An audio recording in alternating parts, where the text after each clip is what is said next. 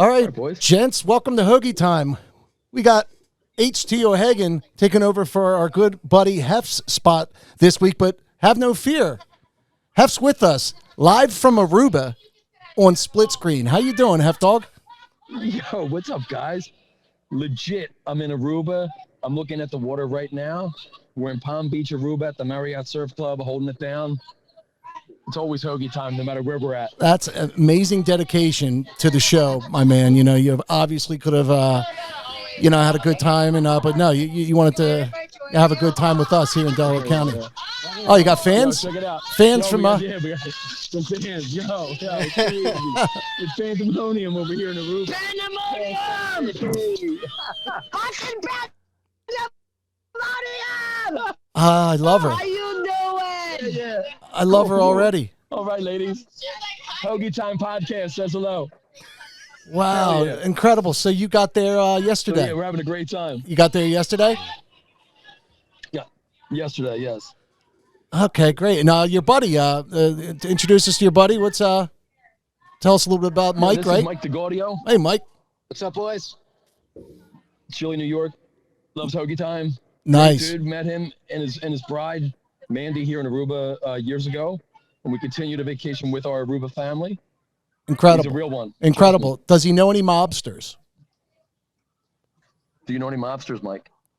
No. The children of mobsters or no? Up, do we get a little frozen up? A little frozen. It should. I'll come back to us. Hey, you there, Heif Dogg? No, I'm just right here. because I'm obsessed. I watch all these these mob YouTube things, and I was hoping that Mike knew them. He doesn't. Okay. So Mike's been watching a lot of mob stuff on TV. I was wondering if you knew them. Yeah. So it's So incredible. what's the weather like back there? It is raining. rain? Yeah, cats and dogs. What would you say? We've probably had 9 inches of rain over the last 4 days. Probably. Yeah, it's been horrible. Yeah. And It even rained for like 5 minutes today. We are fully expect to come home to like a basement full of water. that's all right because by the time you get home, hopefully it dries up and it's like it was never there. Just a little bit of mold. Yeah. It's like nothing that we I'm didn't. so tan when I get back too. That's what a lot of us are hoping. Yeah, what do you like? Everyone's been talking like, what are you going to look like when you get back? Dude, I was all over the message boards earlier, and I know. Yeah. So yeah, this is So, yeah, dude, international good times down that's there. incredible. Yeah, and because our buddy Heif Dogg, co-host, is down in Aruba. We have HT, our producer, on the set tonight. Look at this beer I'm drinking. Amstel Bright. Wow. What is It's it? not even available in the States. Do they? I was going to say, do they even exist where we are? They don't, Yeah. man. So what's the That scene? sounds, What's the scene like? What's the vibe yeah. like? What's Yo, Mike DeGaudio, y'all shut up.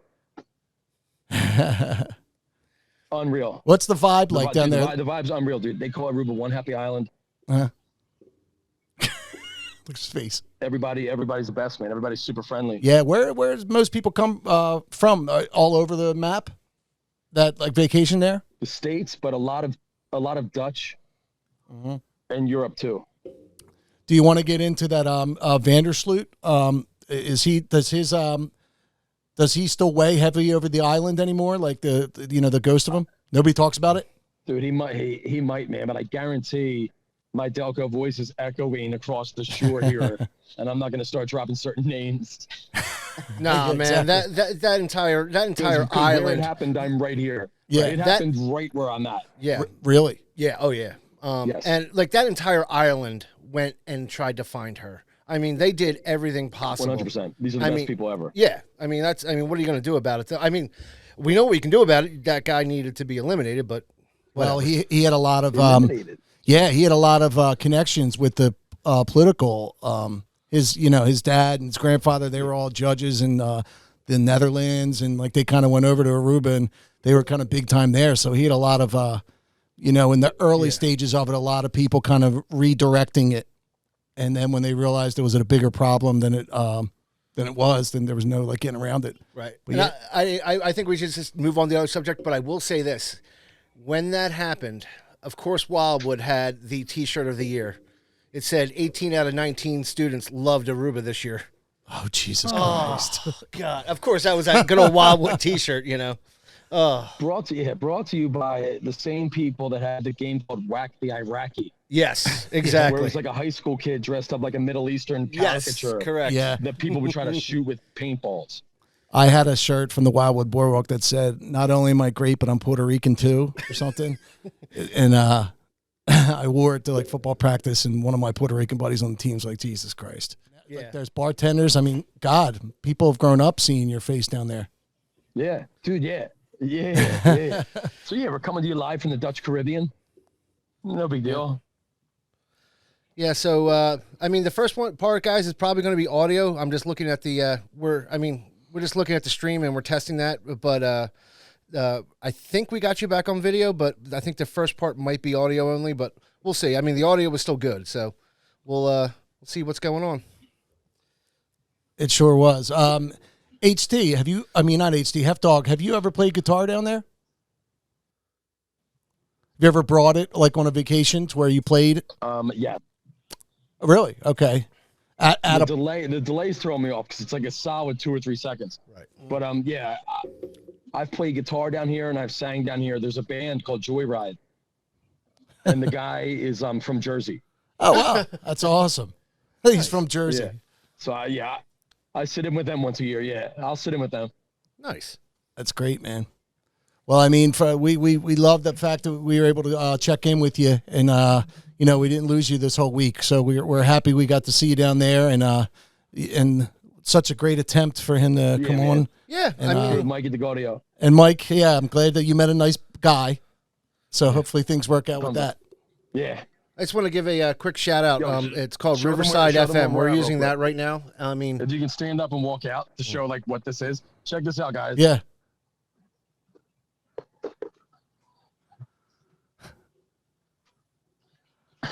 Oh, I'm on like wow. some kind of swing. oh, Wow. and a tiki bar. That's why the chicks ran up. They were like, "What are these two dudes doing?" Now, did you know those chicks? No, not at all. Yeah, no idea. And they just were walking by like a path. Yeah. That's amazing. Well, it was awesome checking in with you, and it's amazing what technology can do because of our great producer HT. And man, enjoy your vacation. Thank you, HT. Love Yeah, you guys. yeah, All love right. you guys too. Tell Mike, hope to see more of him. Great looking guy. Yo, Mike, they hope to see more of you. Oh, for sure. Yeah. All right, Mikey. All right, guys. All right, guys. Take See you, care. boys. Have a good one.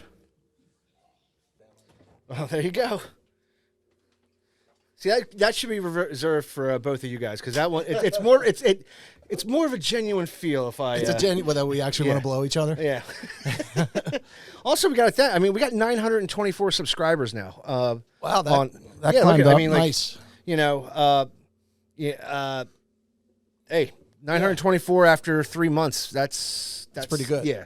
I mean, we have an average viewership of it's about 200 views per podcast, but a lot of people still listen to audio podcasts. So it's, Which is like strange that when you and Heif are saying, I listen to all my podcasts YouTube. I need to see a visual. Gotcha. And you're saying most people don't do that. No, most people I just mean- listen to it. I mean, Like if there's an option, I kind of want to watch and listen. oh yeah, no, You know. no. Like, I'd rather watch Rogan. I mean, obviously. I'd rather watch Rogan. Stuff Island, I like watching them. Yep. Yeah, they're great. Edge of Philly, like when I get a chance to watch them live, I love watching them live, but I have no problem listening to just the audio only too. Right. So, I think it really comes down to personal preference.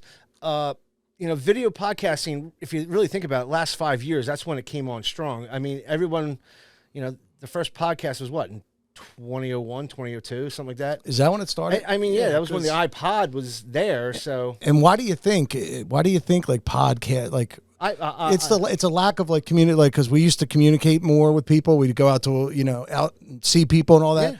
I think when that stopped for whatever reason, there's a whole lot of, and it intensified with COVID.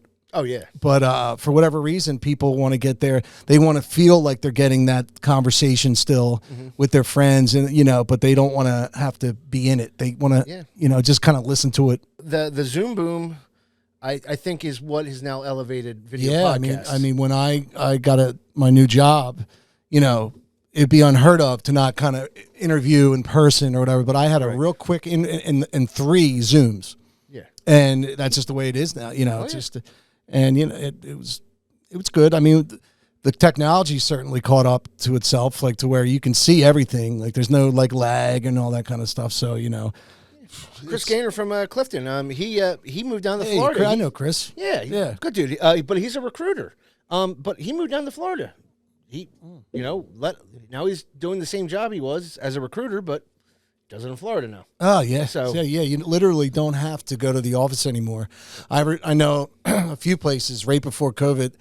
I know one place in particular, a business that put like $5 million in the renovations of their physical place, like their campus, and then afterwards, like even now, it's like they almost want their employees to come back just because of it. They know they actually got more work out of their workers by the numbers when they were home. Oh, absolutely. But because they put that money in, they're like, we want you to come back anyway. It doesn't make any sense, but. I like the hybrid model. I mean, like where I work now, I do still 50% of my calls from home, but having that office to like, we have a high industrial copier. I mean, I don't want I had that. Yeah. Also, I'm still learning this part of the business. So Murph is, I don't want to be on a call and start stuttering. Shout out Brendan Murph. Yeah, I mean, but so Ryan if Murph. I start getting caught up, All the Murphs. yeah, all the Murphs. But if I get stuttering up, like I'm trying to help people. That's the first thing. But if I want to sound confident, but if they ask the question that I might not have the 100% correct answer for, Brendan's there to help me. He's like, boom. He's like, well, we can do this. So that does help when I make phone calls to clients. So. That's the positive of being in all the Correct. in the same space. space. Now I can always just dial them in if I wanted to, but like if we already know we're going to talk to someone and we're trying to help them, I want to get their full picture anyways of what they're doing. Yeah. And I don't want to say, oh, well, hold on 1 second. No. And a lot of people, there's another thing, like a lot of people need the process of kind of coffee, shower, the ride in, to listen to music, to kind of get to your best self. Like if you're at home all the time, you can stay in bed and do the job. Like you kind of you don't get the best version of yourself until maybe like noon, where you had to be the best version of yourself by 9 a.m.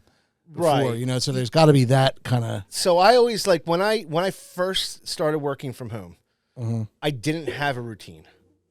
It was more or less, I just finished up literally, working 911, traveling in every day, 16-hour shifts, 12-hour shifts, 8-hour shifts, whatever it was. Yeah. But then I transitioned. When you say 911, what did you do? Like I was a police dispatcher. So I when I first started there, it was either 03 or 04. I think it was 03. So I started in 03. I became when you go to Delcom, you're a call taker. So you would answer I don't know how they answer the phone now because I haven't been there that long, but back in the day, you would answer the phone, police, fire, and ambulance, and your number. Mine was 126, and somebody say, I need the police. My next question would be, where? By blank. Okay, is that a house or an apartment? And then you would enter the call. But then it would go, police, fire, and ambulance, 126. My house is on fire. What town are you in?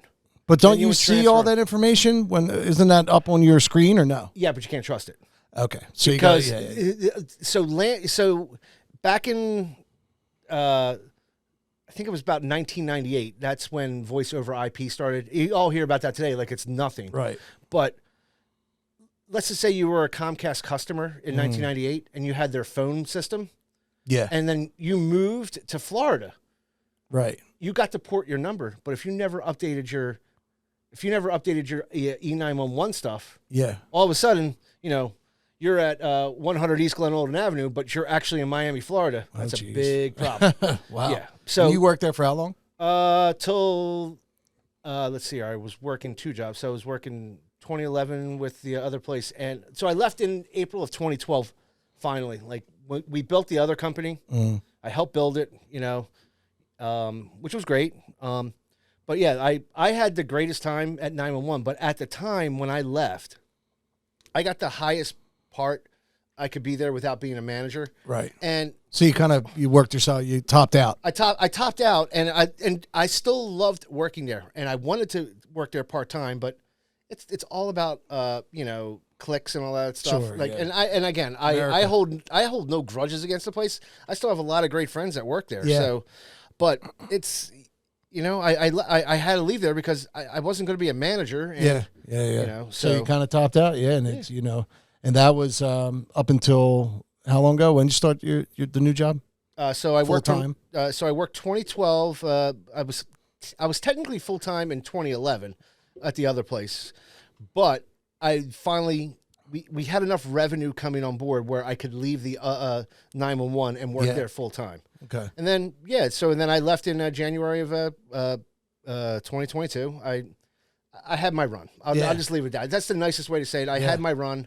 Well, then I think the crowd really wants to hear our Hoagie Time listeners. When did your career, like the audio technical side of this, like the microphone, all the stuff that you do for Hoagie Time, like, and I remember, I have an answer for this. Like, I remember as a kid, my first bands, like before Thug Folk, like there was a band I was in, Hat. Mr. Hat, and you were the only guy around that could run a sound system. Yeah. You were like the first sound guy any of us knew. Well, so, Mr. McKenzie from Stage Crew taught from us. Bonner. Yeah, from Bonner. He taught us the systems. Like we would run, I'm blanking on the microphones we ran back then, but we would 57s? No, they were oh gosh, I can't remember.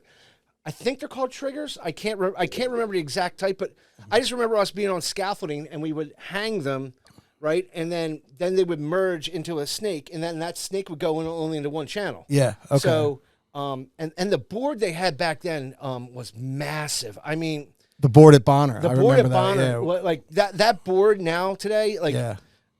the only reason you need all that room is for the XLR inputs. But that some of them still had freaking tubes in them. Like that's how So that's where you got your start at Bonner, like the stage crew Bonner. there. Like, but I was also because you're 5-6 years older than me, I think. I was 94. 94 and I was 2000. But I remember when I was playing guitar and some of my first bands in like 8th, 9th grade, you were the guy that were like, once you get him to do your sound, like you made it. Like you had official microphones, speakers. Yeah. I remember you were the director. Jesus Christ Superstar. We did a production of that. I and had you to were be the director, and Well, I was in the Kevin pit band. Colden was Kevin Colden was the director. Steve Crooks was the musical director. Okay. But I was the motivational factor to get kids to sing because I can't sing at all.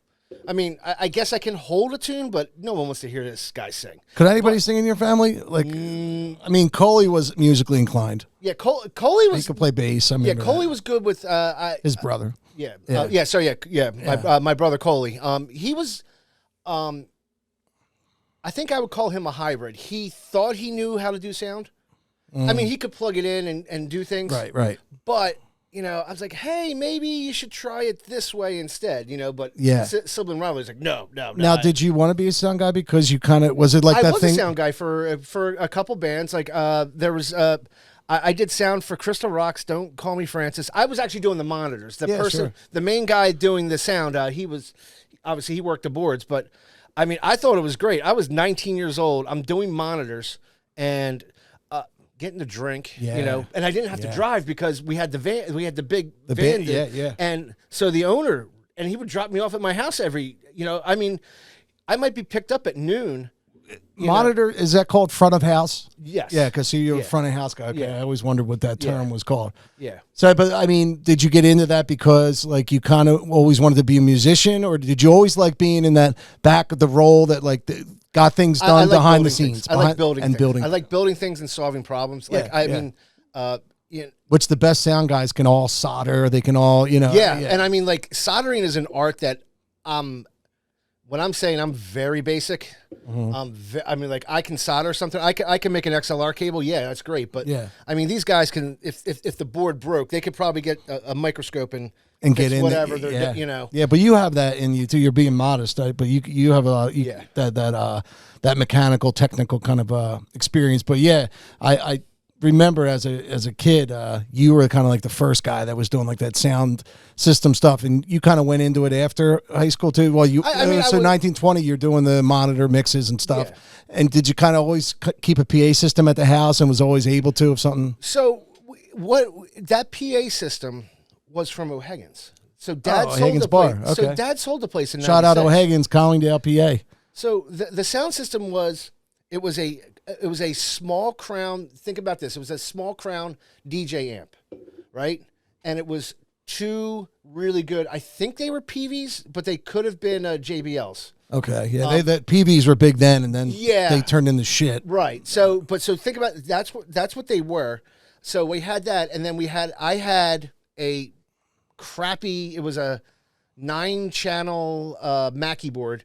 4 were XLR, 4 were quarter inch, and then 1 was a 3/4 inch because of those brand new Discman that you could plug in. Yep. You know. Yeah. And it worked great. I mean, and I still remember you guys paid me $21 to do Mr. Hat at St. Joe's. Why did we pay you $21? I have no idea, but you gave me $21 at the end of it. $21? We couldn't I even. think you guys charged admission, and you guys like you needed to cover the cost or something. But you guys gave me $21, and I don't know why still. But I remember that was my first band, and I remember like it was so cool and meeting this guy, but it was ultimately it was a Ben Folds 5 cover band, and I was the guitar player. So I always kind of felt like I was the odd man out, like it was just an extra add-on. And then when I kind of wanted to play some Pearl Jam and U2 and other things, they kind of didn't want to, and I was just like, okay, like this might be my first band. I'm not knocking them though. They were growing up with them. They were great friends. Yeah, we just all drifted apart because you get. I think Kevin's in New York. Sure, yeah, I follow Kev and Steve and, I don't and know Jason. where yeah. So I mean, they're all. I love them to death. You know, like we all just. I mean, also I was in EMS and all that other stuff doing my other job. In real life, so I could. I never kept up with them. Yeah, but. I mean, you were never going to be playing with them, and the only reason is the only thing you guys had in common was probably Floyd and the Beatles. Yes, then good call, and then vacuuming like an animal. That I don't think was ever going to become a hit, but exactly, yeah. Vacuuming like an animal, yeah. Well, we had one CD, Hatology it was called, and it was cool. It was definitely a great learning experience for my first band, and they were older and kind of they had the equipment, so it was cool. I don't remember. Did I ever do sound for Thug Folk? I don't think I did. You didn't, but Mackenzie did, and he was on the tree. He was in your tree, like Al Gracia, right? Yeah, Anthony Gracia, Al Gracia did our stand for a while. He was better than I ever would be. Yeah, shout out Always. Anthony Gracia, Al. Yeah. I don't even know why we called him Al, but I guess Al Borland. Who was Al from was it Home D? Al Borland. Okay, yeah. So, but yeah, he was. So when we got like sound guys, like our first real one was Gracia, right? And then when Gracia couldn't do it anymore, I think he moved to Vegas. Yeah, Dan McKenzie, who you mentioned him earlier, his dad taught you. Yeah. So technically, no, maybe once or twice. I don't even but if I did, it was probably when you guys were playing Tony's, but I was already there, and I was probably just helping you. I think you might have done one with Gilchrist with JP Timlin at a block party once. That was you, I think. But that was years before Thug Folk. But those were the early years, and it was cool to. I know joining a band and playing music. There was always like you made it officially when you needed a sound guy. Like the first thing you have your amps, right. And then you have like a thing, you do it all yourself. But then when you need a sound guy to play a gig, it's a big gig. Yeah. Now, like, any band needs a sound guy, but I'm talking from like the 18, 19-year-old perspective of, we have a gig. Oh my God, someone's going to do our sound. It's crazy. Yeah. I mean, hey, wow. And then, we got 9 viewers right now. And then you kind of, do we? Hello, 9. Oh, nice charcuterie board. Eagles NFC. Nice charcuterie board. Thank you. Do we see it here? Does it come up? Let's see here. Heif Dogg passed away in a tragic accident. No, he didn't. He's in Aruba. He'll be back eventually. Yeah, there we go. Nice charcuterie board. Yeah. This is it's Hoagie time. It's Hoagie time. But my wife will say thank you on that. That's what she uses for charcuterie boards on Christmas. So. And how does this update? Like it automatically will. Oh, so that automatically will. So if I was whacked as me. So if you'd like to join our chat, pop into our live chat. Yeah. Oh, there you go. So see how it popped down there? Yeah. Well, again, once we figure this out even better, I mean, we'll. Yeah. So. But yeah, those early years, with the Bonner play. And speaking of which, Kathy Collins, rest in peace. I heard that in the news today. She was the choreographer for the Bonner Prendy plays, which I was a part of, and you were part of the stage crew. And she was just she was a legend. She was gorgeous. I loved her. Even when she was just trying to get things done, she was still trying to be as nice as possible, but she was firm. She was firm, yeah. So but you didn't cross her either. No, she was tough cookie, yeah. That just tells you like how I always liked the sound part and getting things figured out. But the reason I joined stage crew was, Mrs. Rocco came to Jug of all things because I was constantly Mrs. Rocco, late. shout out. She was Father Denny's secretary at Bonner. And she was also in charge of the place. So she ran the money Yes, and got she the always rights did and that. stuff. Yep. But she came to us in Jug one day and said, hey, guys, any of you looking for extra credit for any of your classes, we'll give you an extra 5 points on your final quarter grade if you join the line for Shenandoah. I'm like, all right, I'm okay in history. I'm okay with math. I'm like, oh, English. I'm going to need this. Yeah. The dyslexic guy needs. I can vouch for that. I'm like, reading his text messages is terrible. like, oh my God. Like, he'll say something, and I'm like, oh man, I think there's something I'm supposed to understand in here. Oh, yeah. There should be like an and or an or, an if or. It's all over. So you definitely needed those 5 points in English. Oh, absolutely. Yeah. So you joined for that. So I did. So I was on the line, but like after the first practice, I saw people backstage building stuff. I'm like, what are they doing? It's like, well, that's stage crew. I'm like, oh, I'm there. I'm in. I'm like, so I did both. Yeah. So after the Shenandoah thing, after all we had to do was be in the beginning, and if I wanted to be in the credits, I would have to do the ending part. But I was like, no, take the stupid union uniform off, and I'm like, I'm in all black, and I'm moving sets and stuff, and that's pretty building stuff. Man, it was all. I'm like, I had. Mr. Dolan, he was only there like 1 or 2 years. I don't even think he was there when you were there, but he was in charge of. He may have came back. I think when we were back, was he heavy set? No. He was literally. Different guy. I mean, that's how. Yeah, but no, super nice guy. And that's kind of how Hef's legs are built. You ever see Hef's legs? Oh yeah, Hef's got like the shortest torso and like an ass like you've never seen. Like, see, so this is his waist up here, this is his torso, and then his ass just comes out like that. And also, I had to wear the jersey today just because it's hiding everything else. It's the fat guy tuxedo. Oh, absolutely. Hold on 1 second here. Sure. So yeah, those are some great. There's some absolutely great memories of the Bonner play, and then meeting you and HT Tom. For those who don't know, his father owned O'Hagan's Bar, the legendary Collingdale bar that, Thug Folk, we wrote about it. Yeah. But I remember as a kid going with your other younger brother, Josh, there for lunch, to eat lunch at school and all that. So that it was always an iconic place that's still there at this day, but you guys haven't owned that place, and the family hasn't owned that place in 20 years. It was either 96 or 98, but I think it was 96. And again, yeah. You know how the years run away. Oh, what's up, Heif Dogg? H Trees. So he's joining in from Aruba. Yeah. But let's just say it was 96. Yeah. The person that bought it, his name was Tom Scanlon. I don't think he did anything bad to the place. It's just Scanlon. Did he end up buying the Buck Tavern? Was the same Scanlon guy? I think he bought the Buck Tavern. He owned the trophy at one point before Shallow and the guy before. Okay, yes. Yeah. I know the family. Yep. Yeah. Mm-hmm. And then they sold it to some Asian family. Before Coley passed away, this is my favorite Facebook post ever of him. He goes, "Now and forevermore, we will now call it Fohagens." I believe it's still called that now to this day. They had a nice little shootout the other night. I know, but there's no guns allowed on there's signs, no guns. Yeah, that's going to stop them. Yeah. You know what the O'Hagan stands for backwards, right?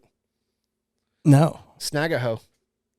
That was very possible in the 80s, I'm sure. So, yeah, we met. So, we know Tom through there, through the Collingdale connection. Heff and I know Tom and his family, and then through the years.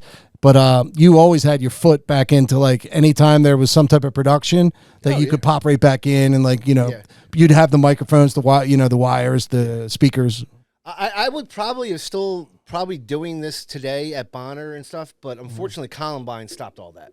Yeah. Because we couldn't. I mean, I would have. Why did stage crew stall the trench coats? Probably, already? probably. Yeah. No, but like we couldn't get in and out. Like, you know, like, Oh, it was right. every time we got there, I had to go into the office, show my ID, sign in, Yeah, whatever. for- It's like, for a stage- all I'm doing is trying to paint a stage real Yeah, quick, you know, yeah. like, and I have probably 45 minutes of free time right now. Now I'm wasting 15. And again, it's not their fault. It's Right. just. Were you involved with any of the plays I was in? Joseph and the Amazing Technicolor Yes. Dreamcoat, and was there. and then West Side Story. West was Side, another West Side Story was the last one I helped out with. Okay. Oh God, who was the girl that she did the song America, and she killed it. one. Mary Bochansky. That's it. Yeah. I had a crush on her, man. She looked like Snow White. That became my favorite song of West Side Story, and it's not even. I don't think it's the best song in West Side Yeah. Story, but she nailed it. There's Officer Krupke. There's Yeah. the Maria. once Father once Denny met a was girl even named better. Maria. Father Denny doing that was awesome. You know? Yeah. Shout out Father Denny. Shout out Buddy Hamill Buddy, too. I mean, you know, we just said the news with Kathy. Buddy, he passed a year ago. Yeah, I mean Haley went to, and he was the director that plays at Bonner. Kathy was the choreographer. Yeah. So Liga, you better watch out, man. If this shit comes in threes. Oh shit, man, Mr. He was our music director. Liga had a big impact on my life because he was the first guy. And it's funny because the way he kind of taught us to learn songs is the way we kind of learn songs in Thug Folk and stuff, like the way we kind of got tabs and learned the chords. And I realized that like later on in life, like the way like we started was the way Liga had us do it. Looks like I'm hanging a few days. Liga, McGuire, shout out. But some of the like the way like it was all like quick. Like all right, get the tabs, and if you get the chords, like just kind of bare bones it, and then kind of you learn the intricate parts later. But like the way kind of Liga taught that way was the kind of the way like the kind of just bands totally I was forgot. in went. We used my sound system for Bonner Band for football games. Mm-hmm. Because we had Coley on bass. Yeah. It was probably you. Did you ever hear the story? Like to this day, this story is, I get crucified for this story. I was playing football, right? And I was in the band, and I played football at Bonner. Right.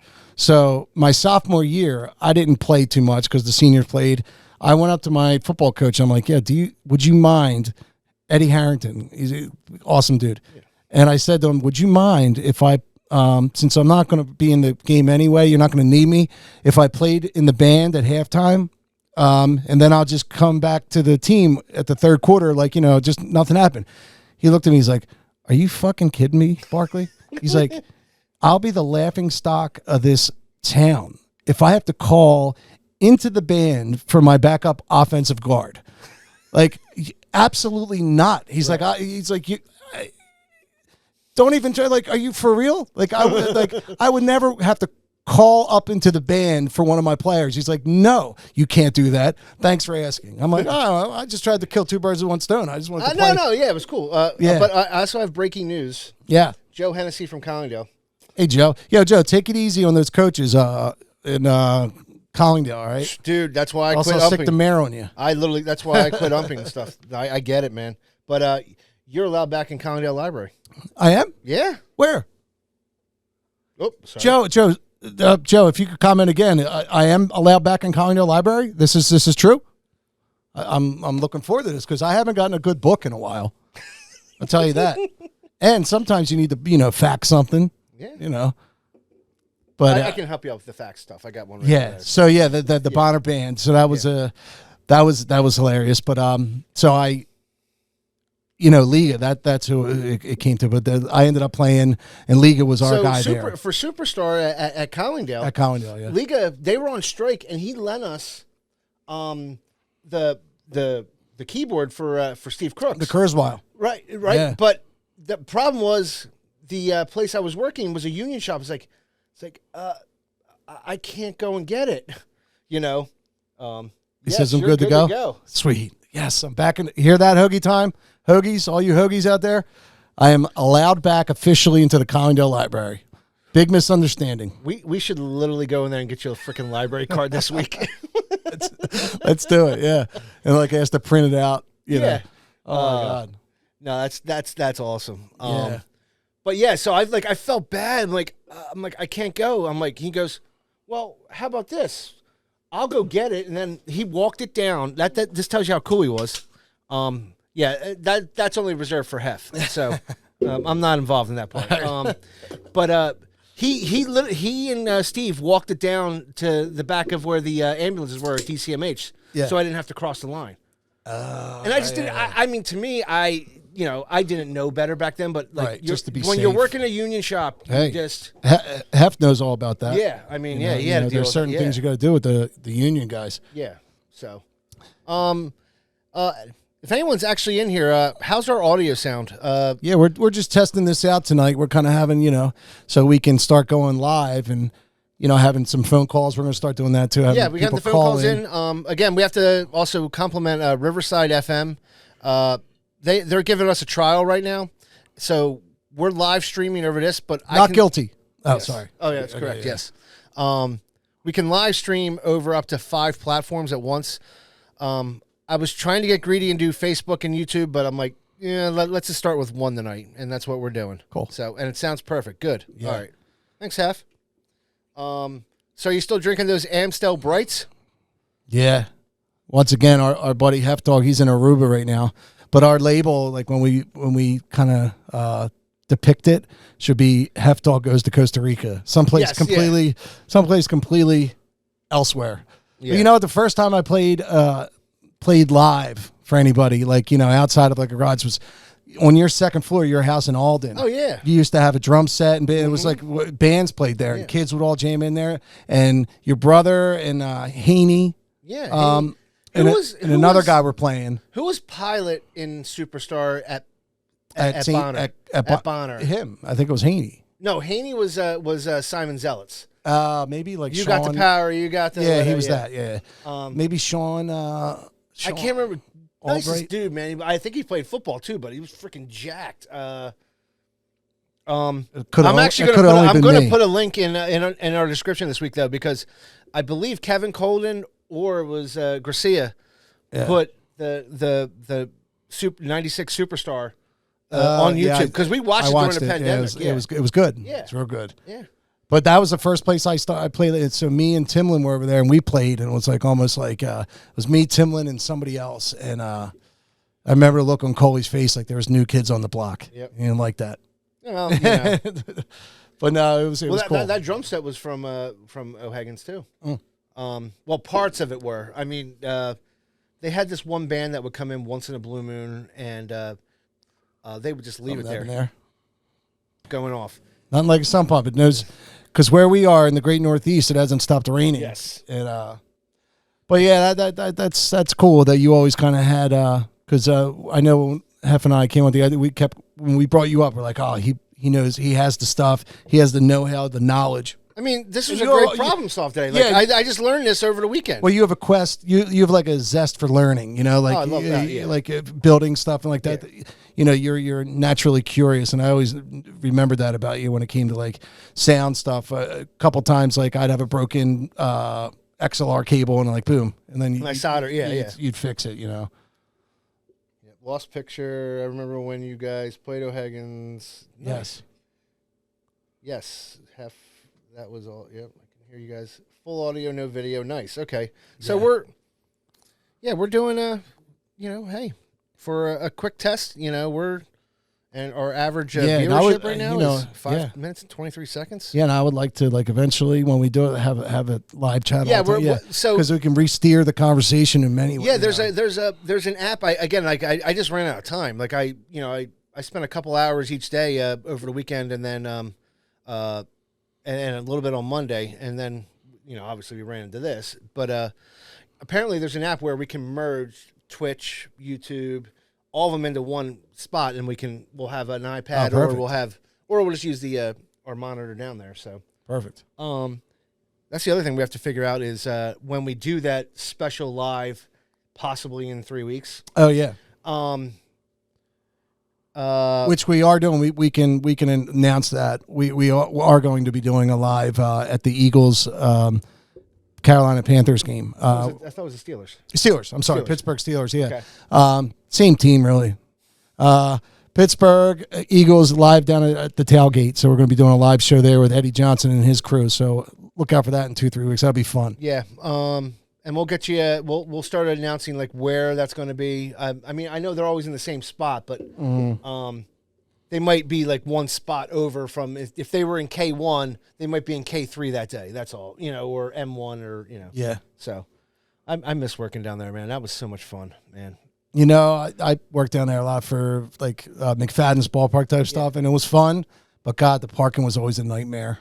You worked the 10,000th loss. That sums up my that sounds right. You worked at the 10th. I was down there, and like that's we were drinking together. They probably picked me thinking like, yo, if you want a guy that can just sum up this whole fucking disaster of a Phillies century. It was me and Mike Barclay Changlione, a guy at my wedding, former DJ at Hennessy's, and all around good dude. Yeah. But yeah, me and him started going down there. It was at 9,999. So it was like Thursday night. Oh, Jesus Christ. They won. Friday night, they won. Yeah. You're working the Saturday night at McFadden's. They lost. Dude, if I played there 100 times, they went 25 and 75 when I played. Probably, yeah. But I mean, big shout out. They clinched the playoffs last night. Yeah, so I mean, yeah. Yeah, a lot of negativity around the Philly, but not like they are in the playoffs this year, which is it's a feat, man. A lot of people were shitting on it because of the third playoff spot. Yo, man, take You it. got to adapt, though. I mean, Yeah. I thought the wild card actually brought back MLB because I thought so too. I mean, there wasn't enough playoff spots. No.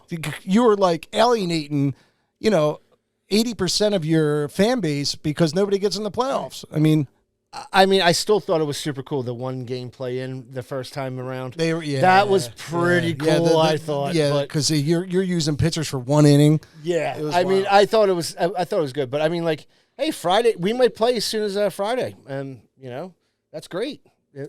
I think they're playing St. Louis. I think Joe Hennessy.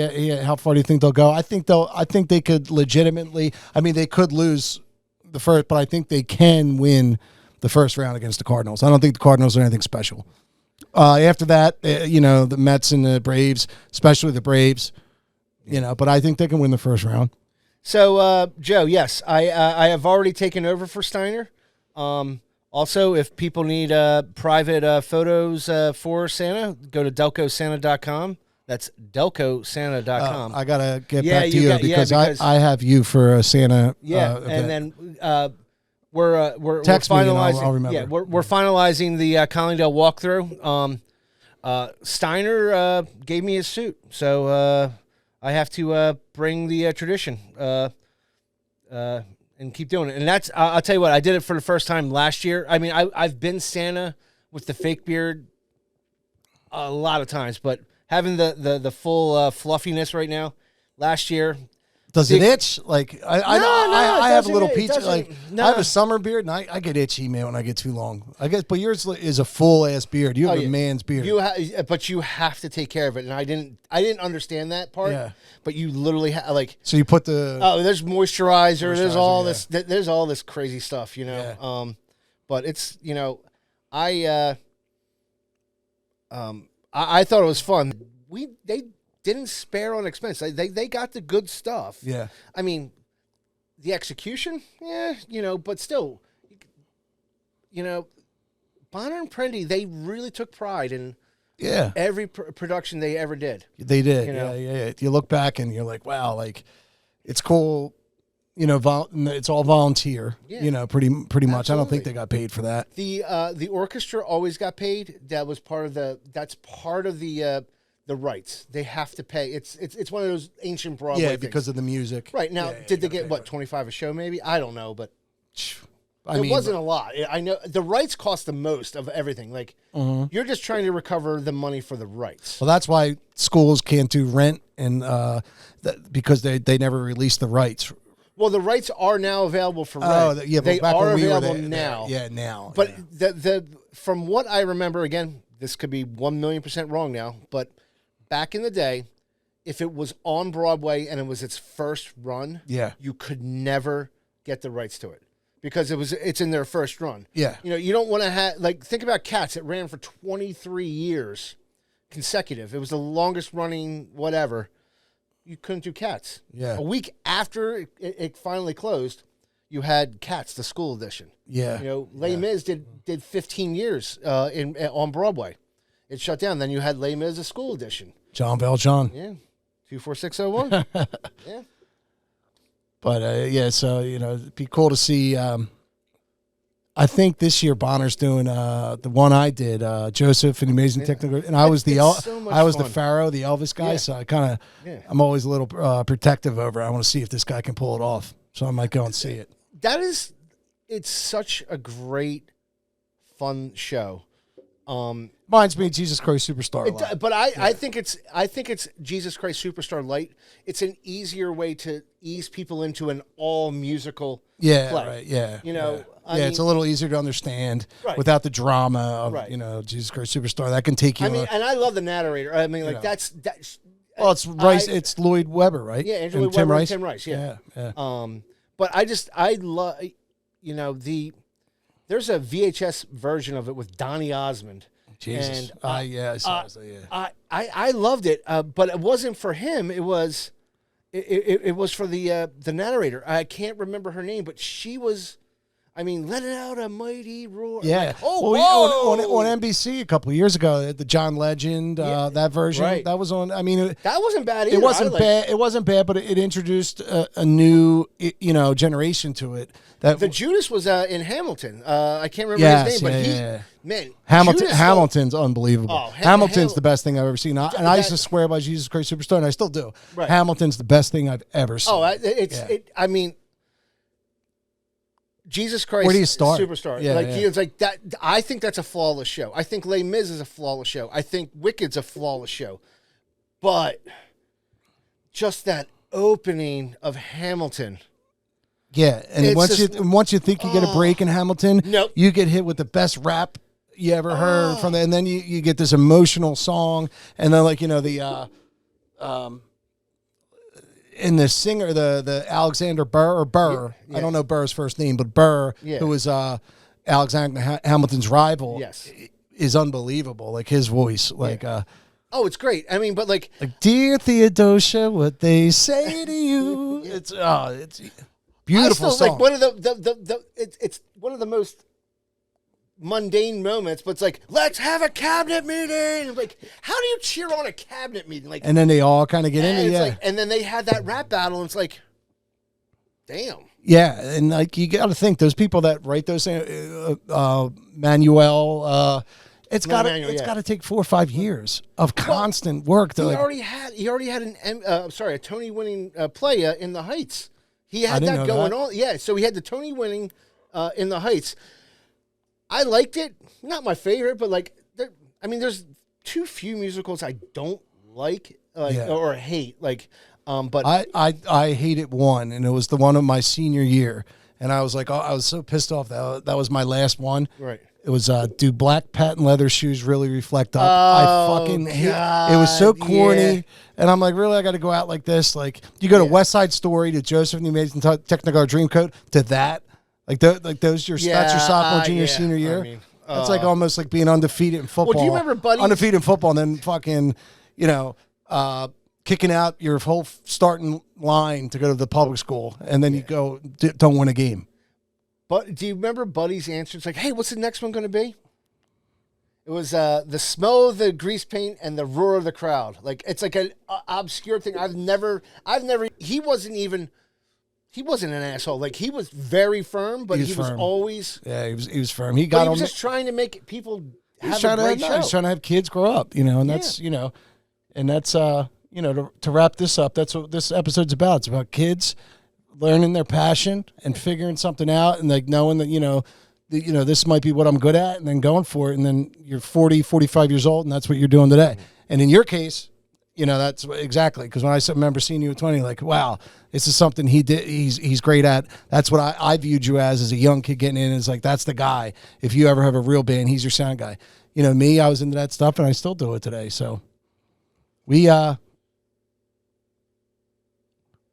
Oh yeah. we're gonna, but that's kind of what it is. It's about, realizing, in life you realize what your path is and you go for it. Whether you're naturally talented in it or not, you find something you have passion for and you go for it. Yeah, and exactly. that's what that's what we're doing here at Hoagie Time. And we're gonna have Heif back soon, and he's gonna pop in on our episode this week. Just say hello from Aruba, and we'll see you next week with Joe. Joe Sheeran. I don't know. I didn't know if I was going to say Sheehan or Sheeran. Yeah. Joey Sheeran. I know Joey. It's at Philly Sports. Yep. Check them out there. I believe Thursday nights 9:30. Good bunch of guys. That's what we got. So you guys are going to see some claps now and some other things because of the editing. And, shout out to HT. It's good to have him in front of the camera. Yeah, that was fun, I'll do that some more. So this is the man behind everything here at Hoagie Time. So good to see you guys. We out. Whew. That was fun. That was awesome.